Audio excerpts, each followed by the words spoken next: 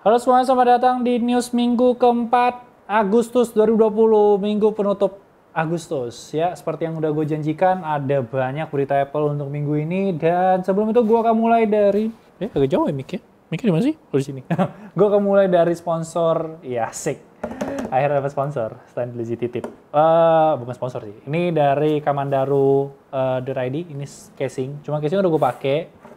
Ya, di belakangnya itu kayu sama resin dan bisa kalian minta warnanya, gue minta warna hitam sih. Nanti kalau kalian kepo bisa langsung cek ke Instagramnya aja. Pokoknya setiap penjualan tuh 5% tuh buat bibit pohon lagi. Ya. Seperti yang gue sebutin, kalau kalian mau tahu sebenarnya update kalau video untuk TLG kedepannya apa tuh ada di community post semuanya. Jadi kalian follow aja ke sana, kalian cek-cekin aja. Dan untuk berita lebih update setiap harinya di Lazy Gadget. Ya. Oke, kita mulai dari berita pertama, itu adalah Dinosaurs. Jadi kalau kalian tahu game Google, game dinosaurus loncat-loncat, itu ada namanya Dinosaurs untuk versi lebih keren ya, karena ada senjatanya dan segala macamnya. Nanti kalau ada linknya, mungkin gue taruh di komen atau deskripsi, kalian bisa coba sendiri karena cukup seru. Oke, berita pertama adalah Apple ngeblok update Facebook. Ini sebuah update Facebook di mana dia memperlihatkan sekarang di Facebook kan kalian bisa beli tiket online buat acara online. Nah, itu saat kalian mau bayar, itu di bagian bawah itu ditulis tuh, Apple ngambil 30% dari penjualan ini. Sama halnya buat Android tuh, Facebook tidak ngambil beberapa pun dari penjualan ini. Ini untuk memperlihatkan kalau Apple Tax itu cukup besar untuk para user dan tentu aja update ini ditolak oleh Apple karena ini adalah hal yang sebenarnya nggak perlu kasih tahu ke user. Dan ini sebenarnya ya masih berhubungan dengan masalah Epic dan Apple, Fortnite dan Apple. Nanti gue akan bahas karena gue udah siapin skripnya, ditunggu aja videonya.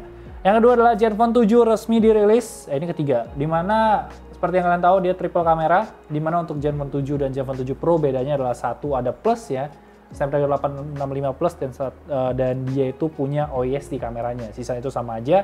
Layar 6,67 inci, 90Hz AMOLED, jadi nggak sesuai rumornya yang LCD.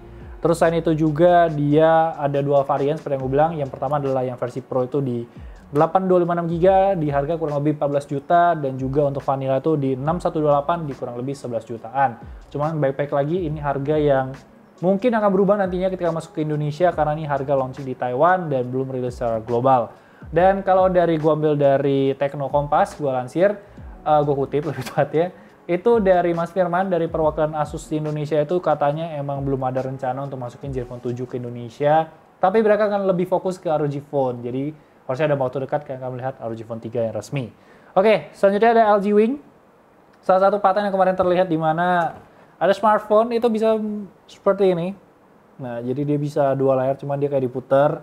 Dan ada footage dari Android Authority yang memperlihatkan LG Wing ini cukup menarik karena layar pertama bisa digunakan untuk navigasi, layar kedua untuk music player, tapi ketika ada yang telepon bisa angkat telepon tanpa menutup layar pertama navigasi kalian.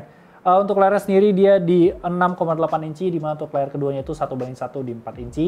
Dan untuk SoC dia bakal kabarnya Snapdragon 765. Cuman menurut gue pribadi UI-nya cukup tidak enak dilihat ya. Gue nggak tahu apakah nanti kedepannya ada perbaikan untuk UI dan OS-nya. Cuman ini konsep yang cukup menarik karena bisa diputar sedikit kalau kalian perlu secondary screen tapi nggak mau punya fold yang terlalu besar. Selanjutnya kita ngomong third generation under display kamera, ini dihadirkan oleh Xiaomi. Kalian bisa lihat videonya. Memperlihatkan sebuah display yang benar-benar bersih, bisa selfie, hasilnya terlihat cukup oke di sana, nggak ada masalah, dan dia nggak lagi kayak ada apa sih, kalau dulu kan under display kamera tuh masih punya kayak semacam butek-butek gitu loh di bagian kamera, cuma ini benar-benar bersih. Dan walaupun dia nggak akan menjadi yang pertama untuk merilis under display kamera, ada GTE di sana, cuman ini bakal di 2021 dengan harusnya lebih disempurnakan. Cuman ini udah kabar baiknya adalah dia udah masuk produksi massal, jadi harusnya udah final. Selanjutnya kita ngomong S Pen Note 20, ini baru diperlihatkan kalau untuk replacementnya itu seharga 40 USD atau Rp600.000. Jadi buat kalian yang kehilangan, buat kalian pengen ganti warna, sediakan Rp600.000. Cuman ini harga luar ya, nggak tahu ke Indonesia itu bakal harga berapa. Cuman ya kalau Note sendiri kan ada notifikasi kalau seandainya belum masuk dan segala macam, harusnya nggak bakal hilang dong. Nah, ngomong-ngomong dari Samsung sendiri, ini ada kabar-kabar rumor yang menyatakan kalau Note series itu bakal dihilangin. Jadi dengan hadirnya S21 nanti, kita belum tahu ya bakal S21 atau S30. Cuman S21 itu nanti bakal ada versi biasa, plus dan ultra, ada 3 versi. Dimana untuk versi ultranya bakal dapat S Pen dan cukup menarik. Ini berarti ada kemungkinan Note akan digeser dengan Fold series, karena untuk Samsung sendiri mereka tuh sudah saat itu ngelihat foldable adalah masa depan kita, seperti itu.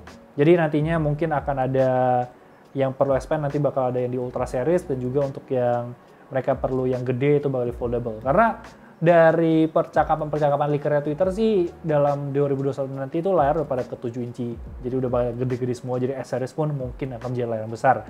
Nah, ngomong-ngomong S-series kan pada banyak ngomong kalau minta gue bahas Exynos 1000. Cuma Exynos 1000 ini baru aja diberitahu oleh Ice Universe, atau kucing abu-abu, salah satu leaker yang track record udah cukup aman gitu ya. Itu menyatakan kalau untuk Exynos 1000 itu tetap akan kalah dibandingkan Snapdragon 875 baik dari CPU dan GPU. Karena walaupun ada kabar-kabar mereka bekerja sama dengan AMD, itu baru akan tersedia di 2022, jadi either S22 atau S40, tergantung penamaan Samsung nantinya. Dan jadi dia akan tetap pakai GPU itu masih pakai Mali G78, cuman dari gapnya sendiri harusnya dari performa nggak akan terlalu jauh antara Snapdragon 865 dan Exynos 90 lagi, jadi akan lebih mendekat. Oke, selanjutnya lagi dari foldable Samsung, ini juga berhubungan dengan yang Note tadi. Bakal ada 3 foldable yang sedang disiapin. Yang pertama ada Galaxy Fold Z Lite. Ini harusnya ngambil desain kayak Z Flip, cuman dia menggunakan layar itu non UTG, jadi pakai layar yang Galaxy Fold pertama. Ada Galaxy Z Fold 3 yang harusnya pakai S Pen, dimana kan S Pen itu merupakan sebuah mimpi yang hilang dari Z Fold 2. Dan yang terakhir adalah Galaxy Z Fold S, dimana ini bakal kabarnya in and out, belum ada gambar dan apapun. Tapi sepertinya akan menjadi sebuah foldable TCL yang kayak 3 atau mungkin Samsung punya plan lain. Jadi harusnya Samsung gue rasa benar-benar fokus ya sama foldable. Kalau yang Z Lite kan emang udah terlihat kemarin ada serial number yang ada angka 4-nya, sedangkan yang 7 sama 9 itu untuk yang Z Flip dan Z Fold. Jadi ada kemungkinan lebih murah, tapi secara SoC dan bahan mungkin bukan yang terbaik. Cuma setidaknya bisa ngeliat experience gimana sih rasanya pakai foldable. Oke, selanjutnya adalah harga dari Z Fold 2 yang bocor di Samsung UK. Yang pertama, dia harganya di 1.799 pound sterling. Kalau kita konversikan hari itu sekitar 34,9 juta atau 35 juta. Kabar baiknya adalah dulu untuk Fold pertama dia di 1.900 pound sterling atau 36,8 juta. Yang berarti ada penurunan harga di sana. Jadi kemungkinan untuk Indonesia yang mau beli, ada penurunan. Karena gue ngeliat foldable cukup menarik sejak Z Fold 2 muncul, banyak yang cukup melihat foldable cukup melirik, jadi harusnya bisa kalian pertimbangkan punya handphone Sultan. Selanjutnya kita ngomongin masalah Apple. Yang pertama adalah toko Apple yang mengambang ini di Marina Bay Sands. Ini akan menjadi toko ketiga Apple di Singapura. Meanwhile Indonesia belum punya toko Apple ya. Dimana toko ini bakal mengambang di depan Marina Bay Sands. Jadi dia di atas, dia laut apa laut sih? Danau apa laut ya? Laut kayaknya. Pokoknya dia kubah bulat dan nanti bakal di sana. Cuma belum tahu kapan bukanya, cuma ini konsep yang keren banget. Kalian bisa lihat foto-fotonya itu cool.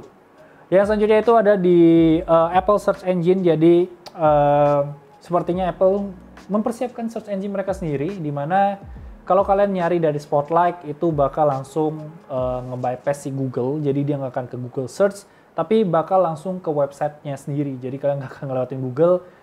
Walaupun sebenarnya ini masih bakal ke Spotlight dan Siri, belum sampai ke titik Apple punya search engine yang mereka sendiri. Cuman menurut kalian gimana kalau seandainya semua ekosistem Apple bakal di-lock, termasuk search engine-nya itu nggak bisa pakai Google? Walaupun mungkin gue rasa alternatif Google akan tetap possible sih. Maksud gue akan cukup kesel orang-orang kalau udah selama ini pakai Google tapi akhirnya pakai Apple Girl. Ya. Yang selanjutnya lagi adalah AirPods. Paten terbaru AirPods menampilkan kalau mereka tuh nggak akan pakai force sensor lagi, maksudnya force sensor. Yang diklik itu loh, yang di AirPods Pro, mereka akan kembali ke touch sensor, back to basic, karena akan lebih banyak gestur yang bisa kalian gunakan untuk AirPods. Jadi kayak, kalau dulu kan cuma klik gitu ya, terus Siri gitu ya. Sekarang tuh kemungkinan bisa kayak swipe up, swipe down, akan lebih banyak gestur yang bisa didaftarkan di sana. Walaupun kita tahu ini paten, jadi belum pasti, cuma setidaknya kita bisa ngelihat Apple setidaknya mencoba untuk menambahkan gestur. Yang salah satu hal yang gue pengen sebenarnya dari AirPods adalah gesturnya, karena gue nggak bisa pakai Siri. Selanjutnya kita ngomongin iPhone 12, ini cukup panjang ya. Jadi iPhone 12 cukup panas itu adalah masalah 120 Hz ya untuk 12 Pro. Dimana banyak leaker yang menyatakan nggak ada, leaker bilang ada segala macamnya. Setelah kemarin si John Prosser ngeluarin foto, akhirnya dia ngeluarin satu video baru yang memperlihatkan sebuah device PVT. Jadi PVT itu adalah Product Validation Test. Nanti ada penjelasan di sini. Pokoknya PVT itu adalah langkah terakhir sebelum masuk mass production, benar final validation, Dimana di situ terlihat untuk 120 Hz bisa di manual toggle, jadi bisa dinyalain. Dan ada pilihan untuk adaptive refresh rate. Jadi adaptive refresh rate itu adalah ketika kalian nggak perlu yang 120, nggak akan di 120, kalau kalian perlu 60, 60. Jadi kayak lebih hemat baterainya untuk masalah adaptive refresh rate. Satu juga yang menarik adalah di bagian kameranya sendiri, dari Jom Processor juga memperlihatkan kalau kameranya itu bakal bisa 4K 120 fps untuk record, dan slow-mo-nya di 4K 240 fps. Jadi harusnya kameranya cukup superior. Dan sebuah leak datang juga dari leak Apple Leak Pro, memperlihatkan spesifikasi dari kameranya. Dia bakal 64 megapiksel di wide kamera dan juga ultra wide-nya. Nah, untuk telefoto kameranya tuh bakal di 16 megapiksel. Ada LiDAR sensor di sana dan juga ada dual OIS. Cuman untuk zoom-nya itu 5 kali, di mana digital zoom-nya itu bisa sampai 20 kali.